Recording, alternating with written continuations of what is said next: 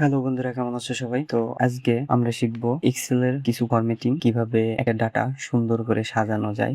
এর পাশাপাশি শিখবো আমরা এক্সেল এর যে আইকন গুলা থাকে এগুলা সম্বন্ধে আমরা কিছু জ্ঞান নেবো, কোনটা দিয়ে কোনটার কাজ করতে হয়। তো প্রথমেই আমি হোম ট্যাবে যে আইকন গুলো আছে এগুলো সম্বন্ধে তোমাদেরকে একটু পরিচয় করাবো। প্রথমে হোম ট্যাবে আছে, প্রথমে আমরা দেখতে পাচ্ছি এখানে আছে পেস্ট, কপি পেস্টের যে পেস্ট থাকে সেটাই, সেই পেস্টটা এটা তোমাদের জানার কথা। এখানে আছে কপি, কাট, ফরম্যাটিং সেল। তো কাট, কপি এগুলো সম্বন্ধে তোমরা জানো, এটা নিয়ে আর আমি যেগুলো সবাই জানে সেগুলো নিয়ে কথা বলবো না। এখানে আছে যেমন এটা আছে ফরম্যাটিং, আমরা যে কপি পেস্ট করি এটা হলো শুধু ফরম্যাট কপি করে। যেমন আমরা আরেকটা শিটে গিয়ে একটু দেখাই যেখানে ফরম্যাটিং করা আছে। আমার এইখানে যে ফরম্যাটিংটা করা, আমার এই শিটে যে ফরম্যাটিংটা করা আছে, আমি চাই যে পাশেও সেই ফরম্যাটিংটা করব। তখন আমার এই ফরম্যাটিং ফরম্যাট পয়েন্টার, যে ফরম্যাট পেইন্টারটা দেখছো, এই ফরম্যাট পেইন্টারটা ইউজ করতে হয়। যেমন আমি যদি এখানে ক্লিক করে ফরম্যাট পয়েন্টারে লিখি, এটা কিন্তু আমার কপি হয়েছে মানে শুধু ফরম্যাটটা কপি হয়েছে। আমি এখানে যখন ক্লিক করব তখন এখানে অটোমেটিক ওই ফরম্যাটটা এখানে হয়ে যাবে। তো নেক্সটে আছে টেক্সট ফরম্যাট। টেক্সট ফরম্যাট হলো টেক্সটটা কোন ফরম্যাট আছে সেই ফরম্যাট। টেক্সট সাইজ, এখান থেকে টেক্সটের সাইজ বড় করা যায়, ছোট করা যায়।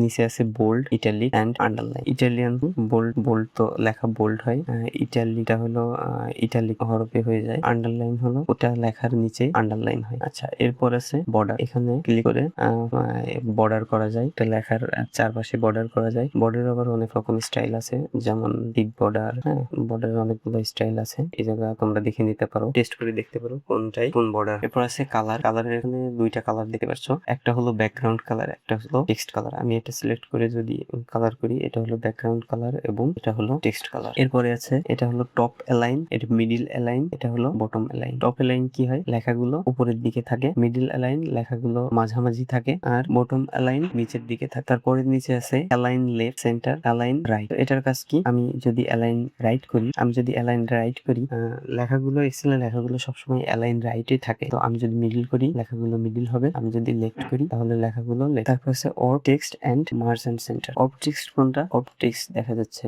আমার এই যে একটা লেখা আছে, আমি চাই যে আমার কলামের সাইজ বাড়বে না, কলাম এটুকু থাকবে কিন্তু বাকি লেখাটা আমার নিচে থাকবে। তখন যে আমি অফ টেক্সট করতে পারি, অফ টেক্সট করলে কলামে মানে লেখাগুলা নিচে নিচে। সেন্টার কোনটা, সেন্টার আমি দেখা যায় এই ক্রিয়েটেড ডেটাই আমি এই তিনটা কলামে বা তিনটা সেল এক করতে চাই, মানে মার্জ করে তিনটা সেল সিলেক্ট করে আমি মার্জে ক্লিক করলে তিনটা সেল মার্জ হয়ে যাবে। এরপরে আছে এখানে টেক্সটের স্টাইল। এগুলো হলো টেক্সটের স্টাইল।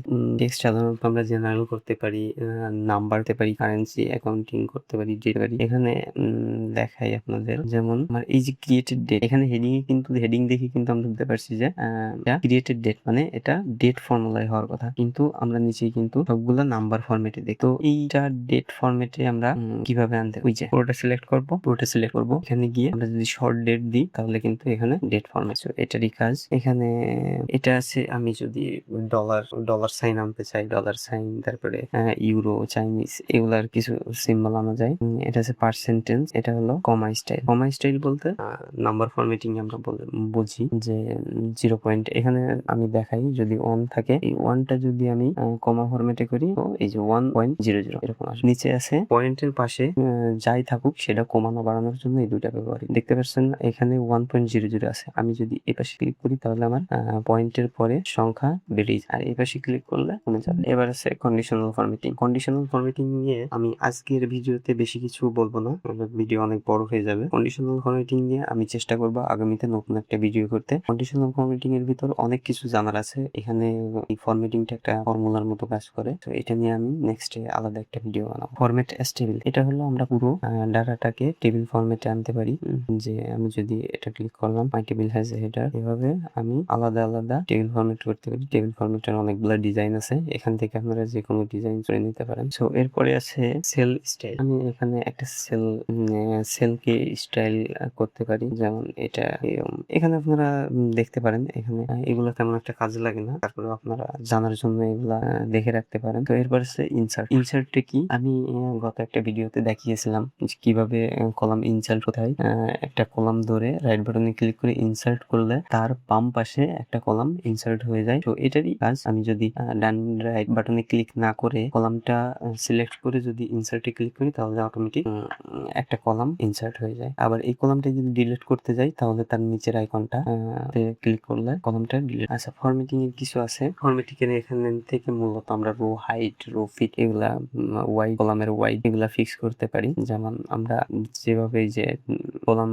টেনে স্ক্রল করে যেভাবে ফিট করি, এটাই এখান থেকে। পাশে কিছু আছে, এটা হলো সাম। এখান থেকে আমরা ফর্মুলা অ্যাপ্লাই করতে পারি একবারে।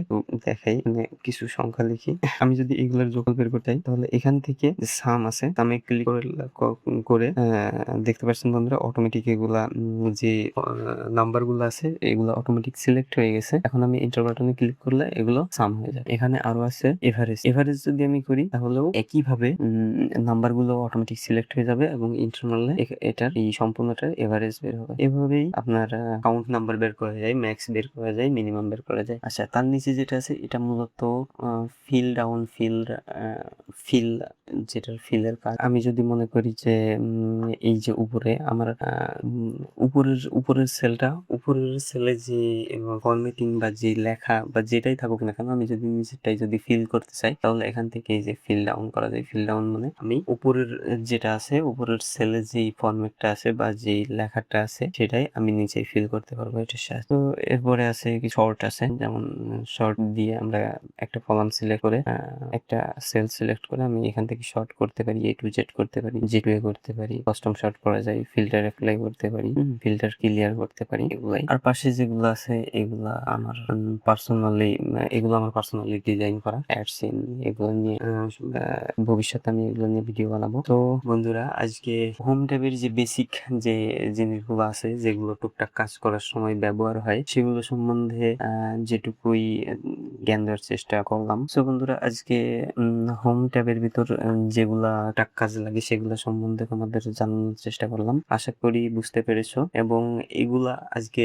আমার জানানোর মেন উদ্দেশ্য হলো, আমি এরপর থেকে যে ভিডিওগুলো করব, যে ভিডিওগুলো আপনাদের জন্য তৈরি করব, সেগুলাতে এগুলার অনেক কাজ। তো আমি যদি একবারে ওইখানে যাই, তাহলে আপনারা হয়তো কমেন্টে বলবেন যে আমি ভাই উপরের গুলা তো আমাদের তো দেখাননি, উপরের গুলা কি আছে, এগুলো তো আমরা জানি না। এই উদ্দেশ্যে মূলত আজকে হোম ট্যাবের কাজকাম গুলা টুকটাক দেখালাম, যাতে আপনাদের ধারণা থাকে এবং ভবিষ্যতে যাতে আমার কাজগুলো বুঝতে সমস্যা না হয়। সো বন্ধুরা, আজকে এইটুকুই। সামনের দিন আমি চেষ্টা করব পাশের ট্যাব গুলো নিয়ে ভিডিও বানানোর জন্য। এবং আমি যখন আপনাদের প্রত্যেকটা ট্যাব সম্বন্ধে টুকটাক একটা ধারণা দিতে পারবো, তারপর থেকে ফর্মুলার যে এক্সেলের যে ফর্মুলা গুলো আছে, বেসিক যে ফর্মুলা গুলো আছে, যেমন এক্স লুকআপ, বাই লুকআপ, যে ফর্মুলা গুলো মানে ডেইলি অফিস বা ডেইলি লাইফে, ডেইলি হিসাব নিকাশে ইউজ হয়, এই ফর্মুলা গুলো সম্বন্ধে আপনাদের এক এক করে জানাবো। আমি আপনাদের উপর বেশি চাপিয়ে দেব না। প্রতিদিন আমি রুটিন করছি যে প্রতিদিন কিংবা প্রত্যেকটা ভিডিওতে একটা করে ফর্মুলা আপনাদেরকে বুঝাবো এবং সেটার A to Z সম্পূর্ণ আপনাদেরকে বোঝানোর চেষ্টা করবো, যাতে এক একদিন আপনারা এক একটা ফর্মুলা করে ধরবেন, এক একটা ফর্মুলা করে শেষ করবেন। একসাথে অনেকগুলা করে আপনারাও মানে মাথায় রাখতে পারবেন না এগুলো এবং প্র্যাকটিস করতে পারবেন। তো আমি এক একদিন এক একটা ভিডিওতে এক একটা ফর্মুলা দেখাবো এবং সেগুলো আপনারা চেষ্টা করবেন একটু প্র্যাকটিস করার। তো বন্ধুরা, আজকে এইটুকুই। দেখা হচ্ছে পরের ভিডিওতে।